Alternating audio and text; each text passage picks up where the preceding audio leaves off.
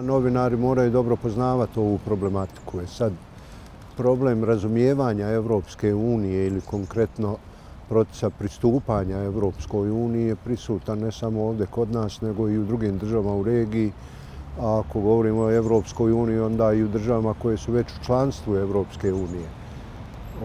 Ljudi jednostavno ne razumiju mnoge stvari iz toga ili možda čak nemaju uvijek ni interesa da previše duboko ulaze u to i da razumiju nešto.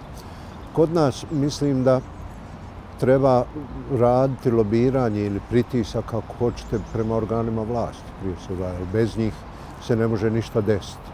Sad, da li će oni prihvatiti tako nešto i sami, onda na osnovu recimo medijskog djelovanja, tekstova, napisa, izvještavanja početi nešto da poduzimaju, ili je potrebno ići šire na javnost, pa da onda javnost ide prema onima koji obnašaju različite funkcije.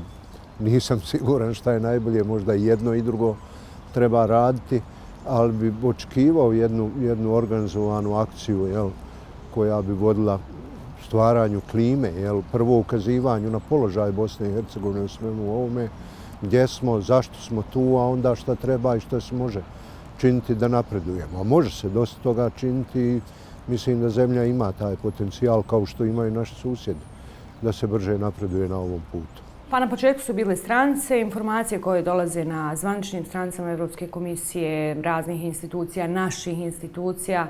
No vremenom to praćenje prelaslo u nešto drugo, onda se stvore neki izvori informacija, pronaćete ljude koji se detaljnije, možda dublje bave evropskim integracijama i onda se razmjenjuju te informacije. Prati se kompletan proces neke odluke Evropske komisije i direktive i onda vi unaprijed znate, aha, postao je neki rok, hajde da vidimo šta se s tim rokom desilo.